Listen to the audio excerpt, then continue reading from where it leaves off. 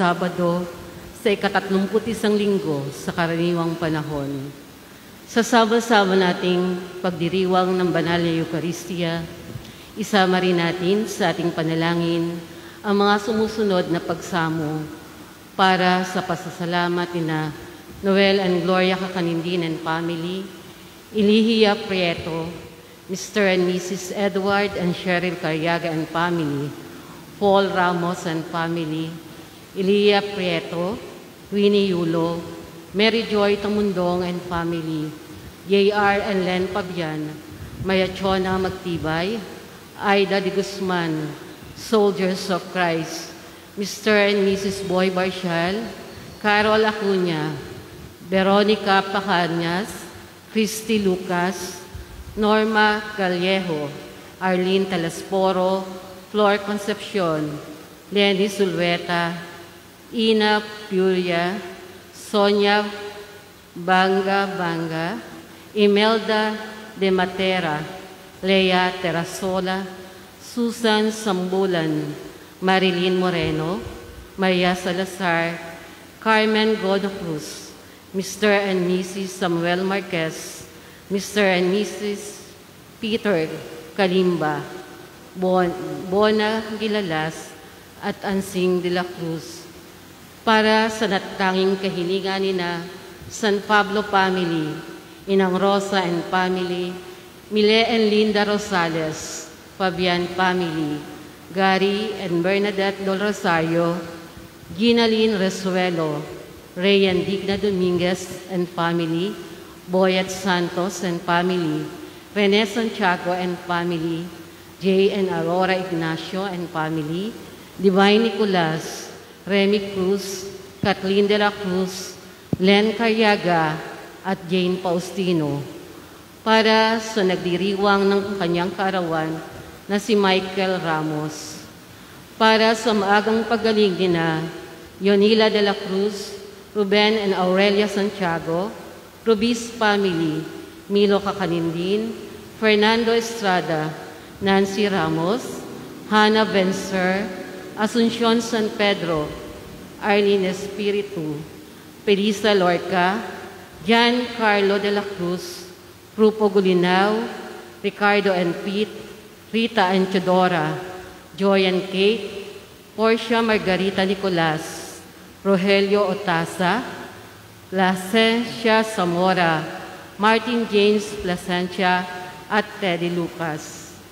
Para sa kapayapaan ng kaluluwa ng ating mga kapatid na yumao na sina Teresita, Miguelito Jr., Juan, Romeo, Leticia, Norma, Restituto, Domingo, Zenaida, Francisco, Lolita, Elocadia, Cornelia, Hermine Hildo, Bonifacio, Gabriel, Juana, Crescencia, Dionisia, Angelina, Vicente, Florentino, Dominga, Apolinaria, Carmen, Pedrico, Petronilo, Florencio, Sisinando, Librado, Ibes, Conrado Sr., Cornacion, Jerry, Vicente, Porfiria, Belen, Jose, at Inigo. Magsitayo po ang lahat.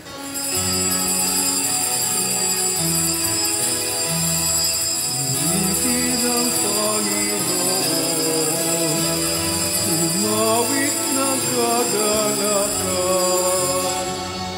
at tugtugin ng gitara, ay-ay ang lira, ipa ninyo ang trupeta.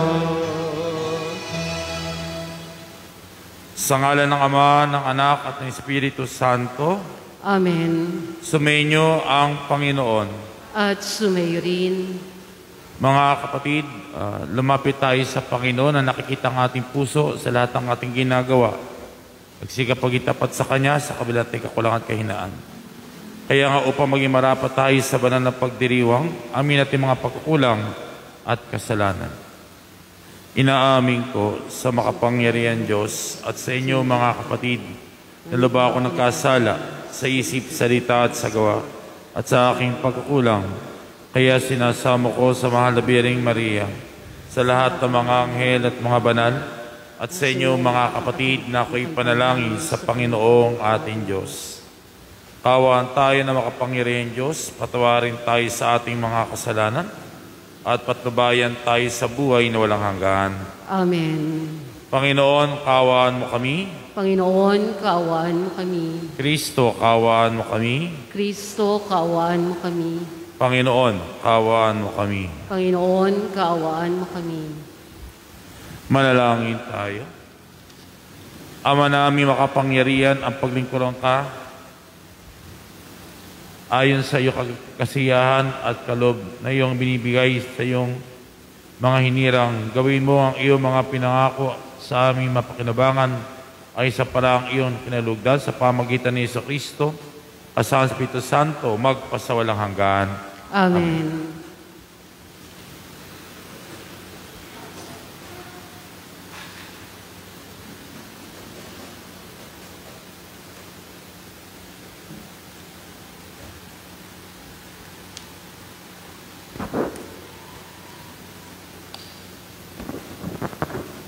Ang salita ng Diyos mula sa sulat ni Apostol San Pablo sa mga taga-Filipos.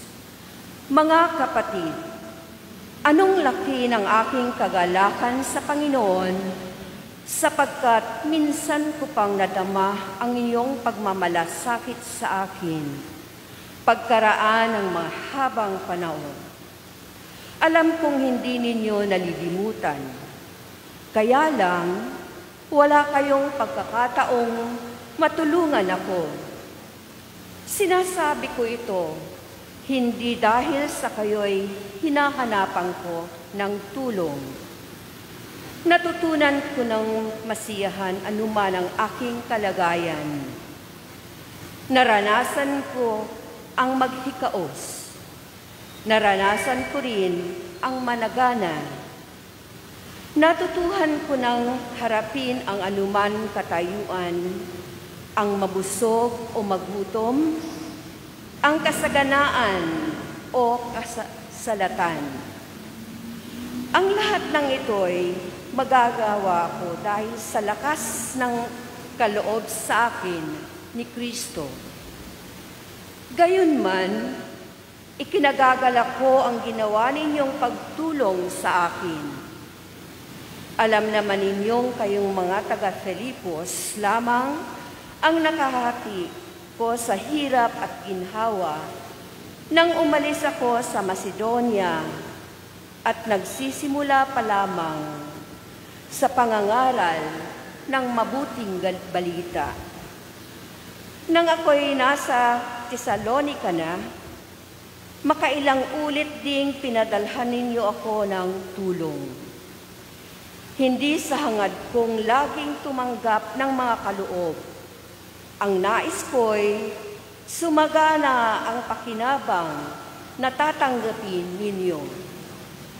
Narito ngayon ang katibayan ng labis-labis na kaloob ninyo sa akin.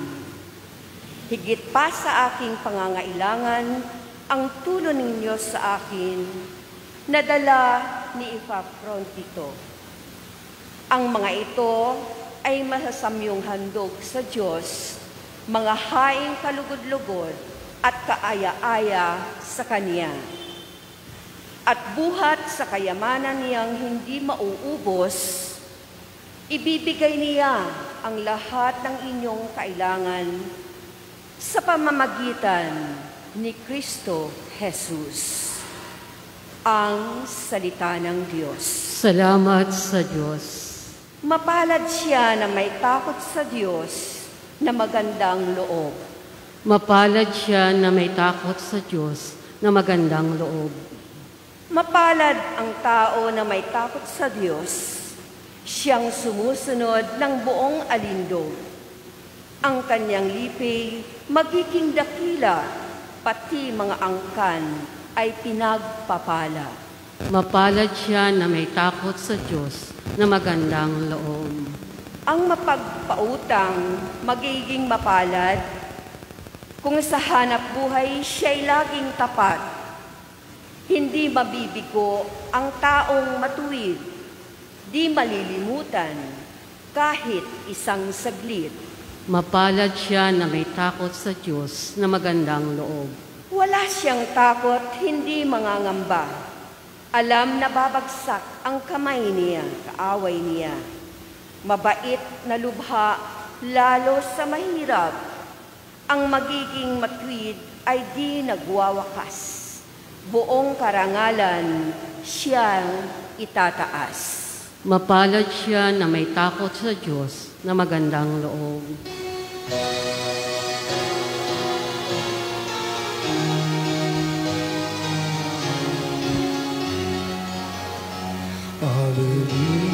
Alleluia, Alleluia.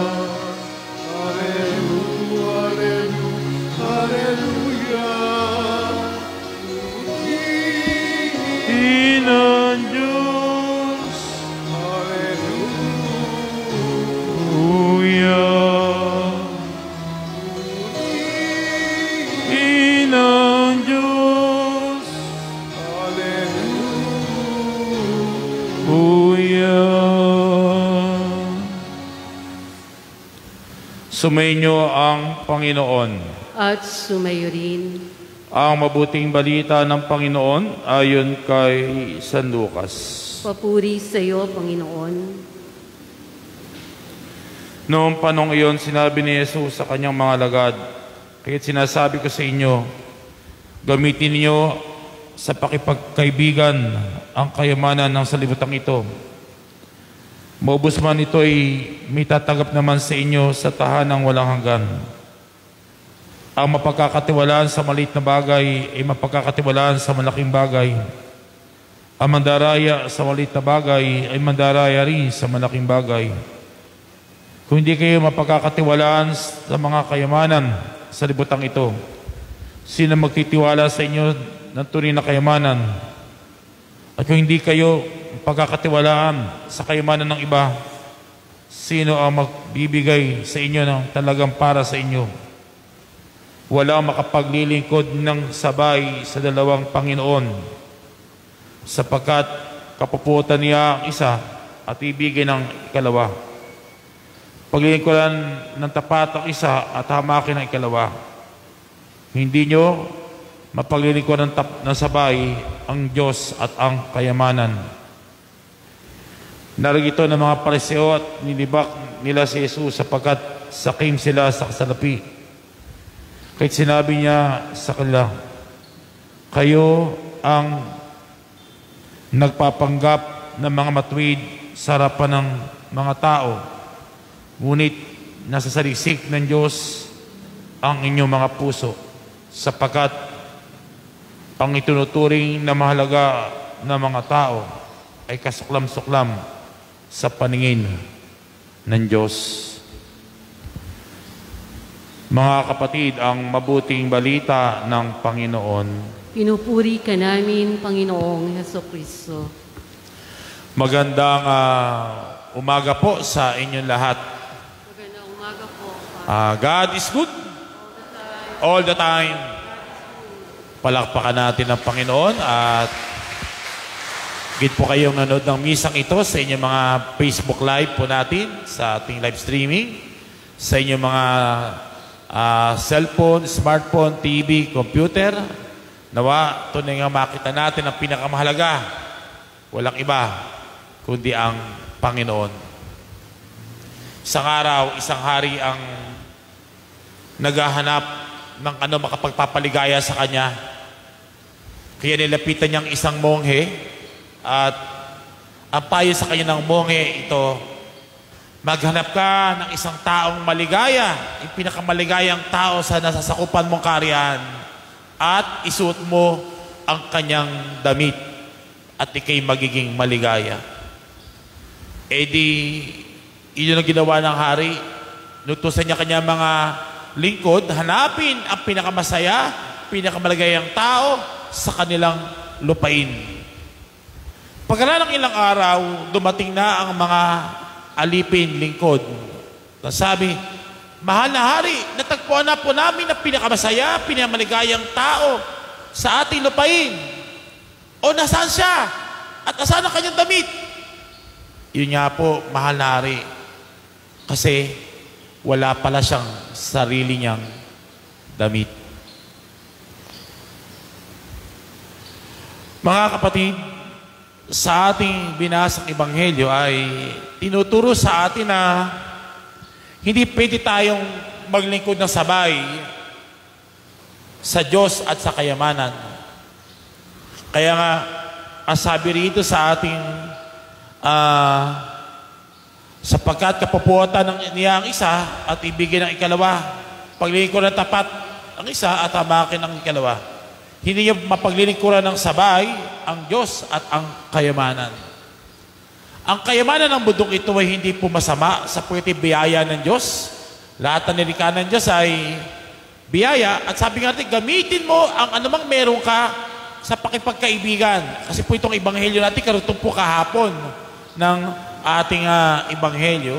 At tinuturo sa atin, kasi kahapon po yung tusong katiwala na katiwaldas ay nung sinabing tatanggalin na siya sa kanyang panunungkulan bilang katiwala, hindi siya sanay magbungkal, hindi siya sanay manlimos, kaya alam ko na gagawin yun. Nandaya siya. Pinatawag niya yung mga may utang sa kanyang amot, binawasan para itong mga tatanggap sa kanya. At kaya sinuturo sa atin ng Panginoon, hindi dapat ganon. Bagamat kahapon ay ang natuwa Panginoon sa kanyang foresight na ano dapat yung gawin para hindi ako maghirap. Ang sinasabi sa atin, ano dapat kong gawin kung matapos man ang buhay ko sa mundong ito, saan ako dapat mapunta? At tinuturo ilangit. At yun ang ibig sabihin ng ebanghelyo kahapon. At ngayon ay tinuturo naman sa atin, paano tayo mapupunta sa langit? Kung ang Diyos ang ating tapat na paglilingkuran. Pinagkatiwalaan tayo sa maliit na bagay, ipagkakatiwala din ng Diyos sa atin ang kalangitan na higit pa sa anumang bagay sa mundong ito. Opo, ang kayamanan ay biyaya ng Diyos. Dapat itigamitin natin sa ating paglilingkod sa kapwa at sa Diyos. At di tayo dapat magpagamit sa mga bagay na ito. Kasi po, kapag ang mga bagay na to ang naging sentro ng ating buhay, kailanman hindi tayo magiging maligaya. Sapat lahat ng bagay sa mundong ito, sa panandalian lang, mawawala. Kahit nga po yung bahay. Kung nakita niyo po yung balita kagabi, isang bayan na lahat ay nawala, lahat ng bahay ay ginuho ng landslide, walang natira. Kung ang pagbabatayan lang nila, yung kanilang tahanang nawasak, wala na. Pero maraming in-interview doon ang nanalig sa Diyos, hindi nawala ng pag-asa na hindi sila kailanman pababayaan ng Panginoon. At yun po ang tinuturo sa atin na ang Diyos ang tapat natin dapat paglingkuran at gamitin ang mga bagay na ito para lalong mahalin ng Diyos at mahalin ng kapwa. Tumulong sa kapwa. Kaya nga po, sa mga misa natin ngayon bukas, meron po tayong second collection para po sa pagtulong natin sa Bicol region sapagkat napakadami po sa kanila talaga ang dinapa ng bagyong Rolly na to. Tayo po wala halos. Hindi nga natin naramdaman yung hangin man lang. Pero po sa gawing Bicol region, talaga namang ramdam na ramdam.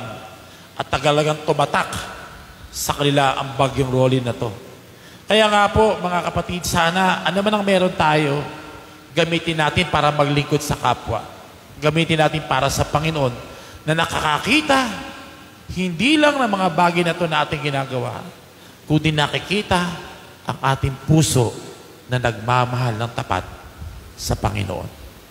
Nawa kasihan tayo ng Diyos sa lahat ng ating gawain, pagpalain, upang lalo tayo maging pagpapala rin sa ating kapwa sa tulong ng Panginoon na nagkakaloob ng napakaraming biyaya sa ating lahat. Amen. God is good all the time. Palakpakan natin ang Panginoon.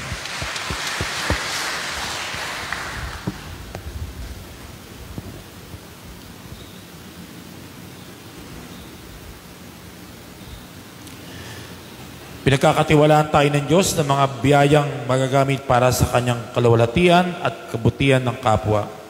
Dalangin natin na maging responsable nawa tayo sa lahat ng ito at maging karapat-dapat sa kanyang pagtitiwala ating itutugon. Panginoon, dinggin mo ang aming panalangin.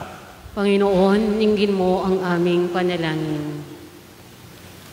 Bilang simbahan, tayo naway maging mapagkakatiwalaan sa ating panglilingkod sa mga dukha. Manalangin tayo sa Panginoon. Panginoon, dinggin mo ang aming panalangin. Ang mga opisyal ng gobyerno naway maging responsable at tapat sa paggamit ng mga ari-arian ng gobyerno. Manalangin tayo sa Panginoon. Panginoon, dinggin mo ang aming panalangin. At inawang mapaglabanan ang pagkagawahaman sa pamamagitan ng pagiging mapagbigay araw-araw.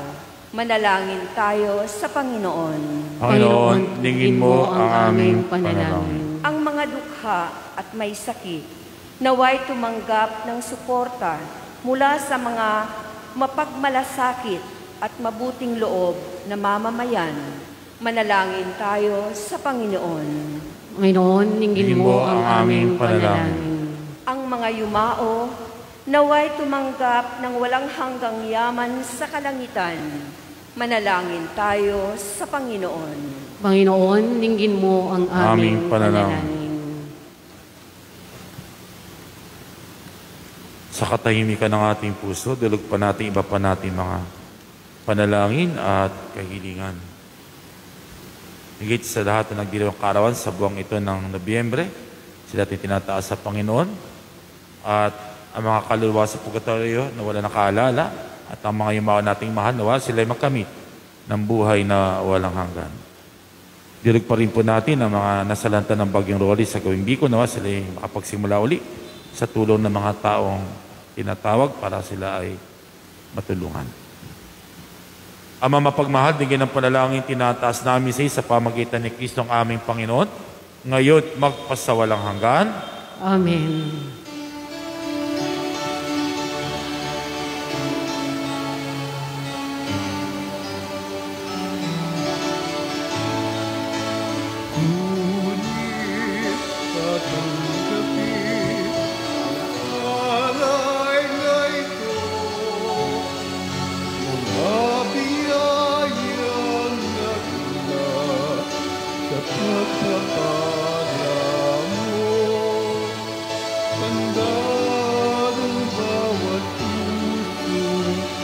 Pagkat ibig mo, ngayon na nagaging nagmamahal sa'yo.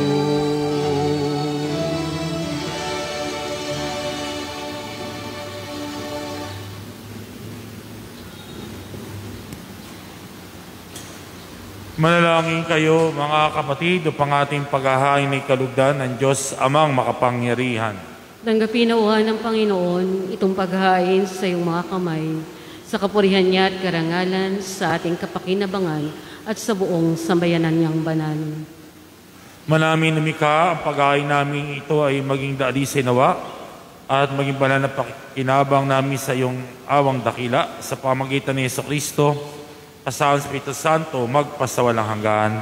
Amen. Sumainyo ang Panginoon. At sumayo rin. Itaas sa Diyos ang inyong puso't diwa. Tinaas na namin sa Panginoon. Pasalamatan natin ang Panginoong ating Diyos. Marapat na siya'y pasalamatan. Ama na ay makapangyarihan, tunay ngang marapat na ikaw ay aming pasalamatan. Nasa aming buhay, pagkilos at pag-iral. Sa pamuhay namin araw-araw, tinatamasa namin na iyong pagmamahal.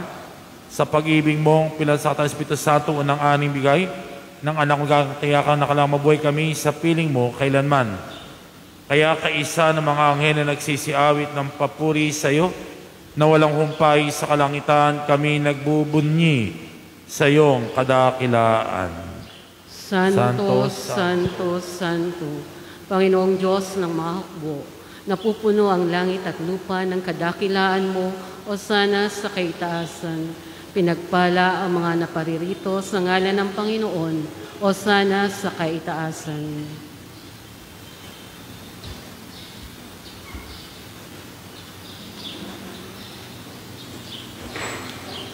Ama namin, banal, ikaw mukha ng tanang kabanalan, kahit sa pamagitan na yung Espiritu, gayong mong banal ang mga kaloob na ito, upang para sa amin maging katawan at dugo ng aming Panginoong Jesucristo.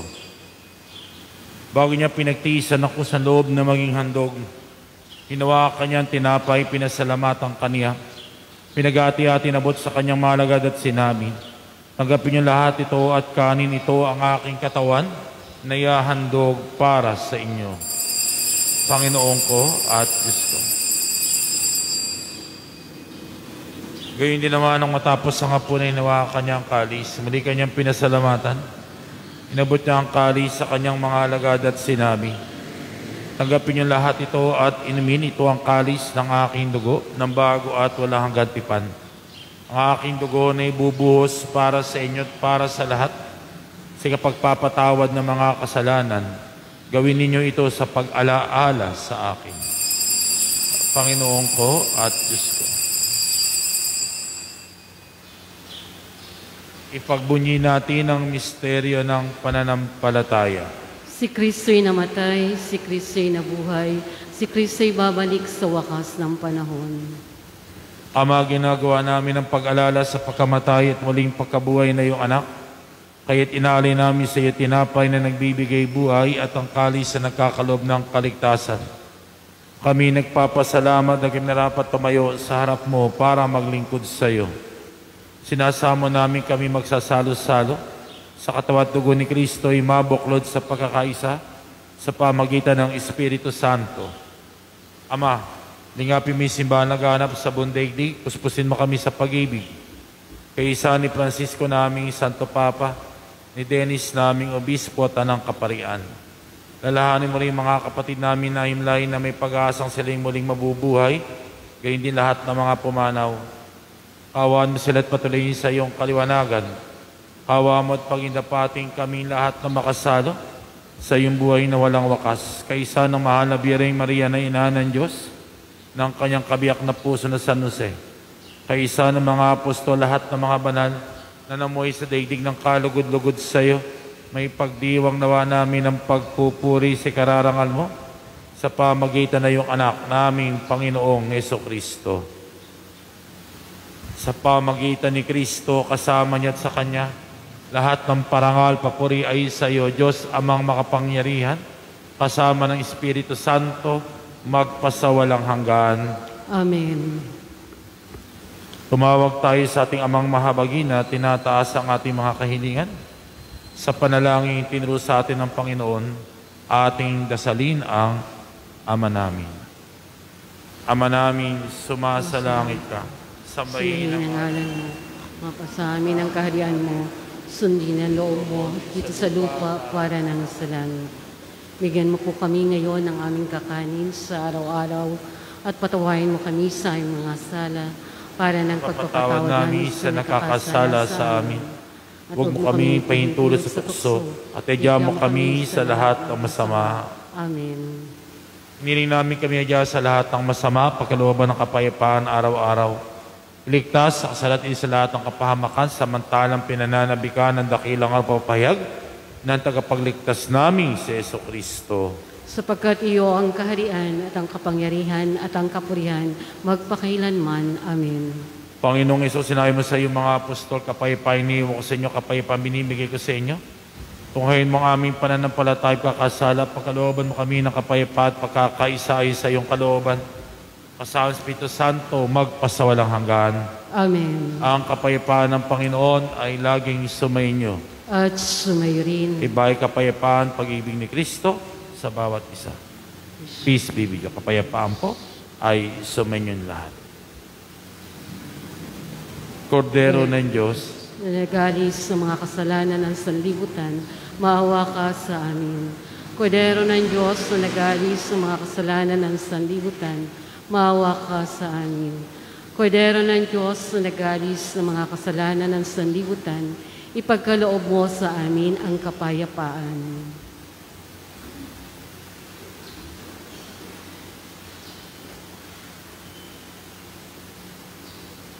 Mga kapatid, ito Kordero ng Diyos na nag-aalis sa mga kasalanan sa libutan tumatawag sa atin. Taas natin sa Kanya ating mga kahit mapalad tayong tatanggap sa banal na piging. Panginoon, hindi ako karapat-dapat na magpatuloy sa iyo, ngunit sa isang salita mo lamang ay gagaling na ako.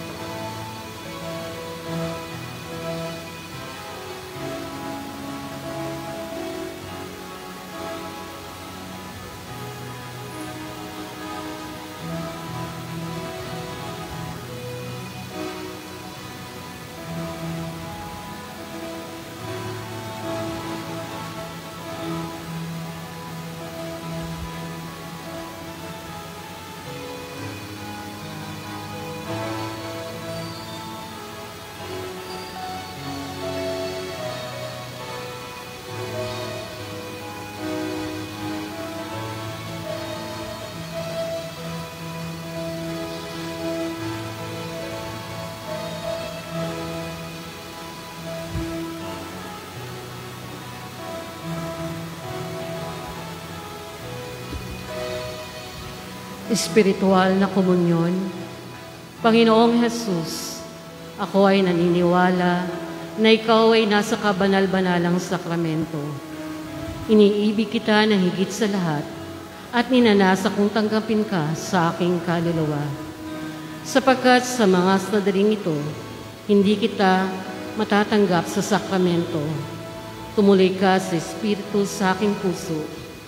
Niyayakap kita na para bang naririto ka na at inialay ko ng buong buo ang aking sarili sa iyo. Huwag mong hayaang mawalay ako sa iyo. Amen.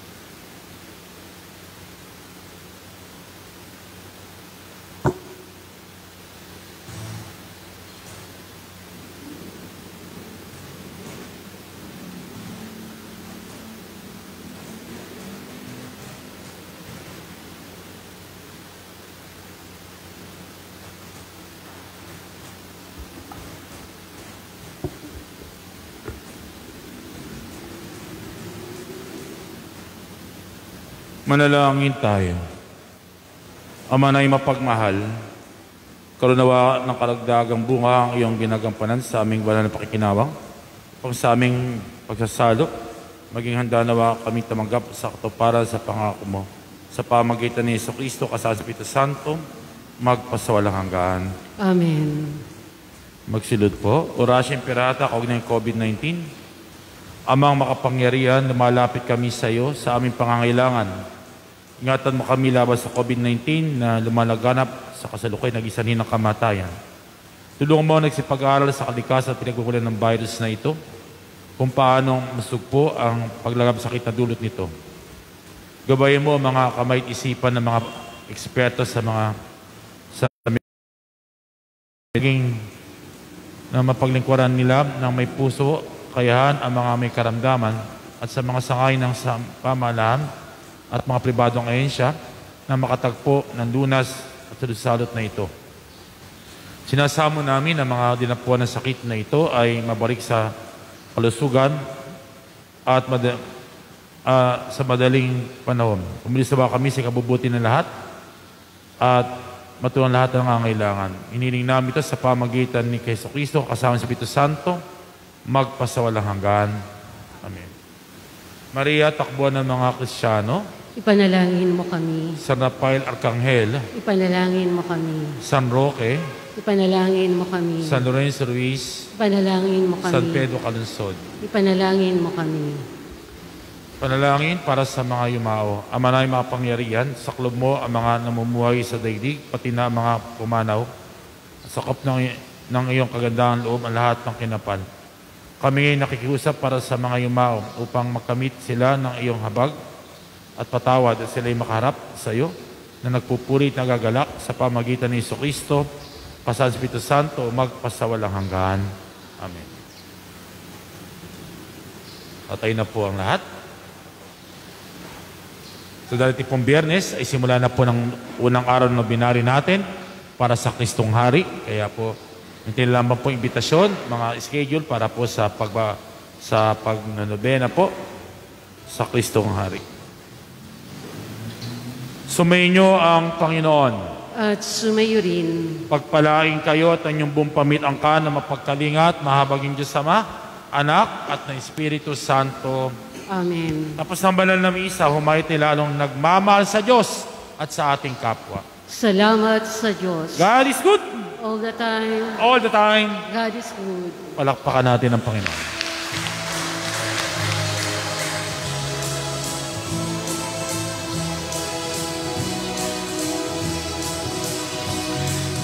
Ayon at ipahayag, tanda ng kalinga kabat, sa buhay, pag-ibig at katarungan, tanda ng kanyang kaharian. Sa panahong tigang ang lupa, sa panahon ng anig sagana, sa panahon ng digmaan at kaguluhan, sa panahon ng kapayapaan. Mayon at ipahayag, tanda ng kalingat kapag, sa buhay, pag-ibig at katarungan, tanda ng kanyang kaharian. Sa buhay, pag-ibig at katarungan, tanda ng kanyang kaharian.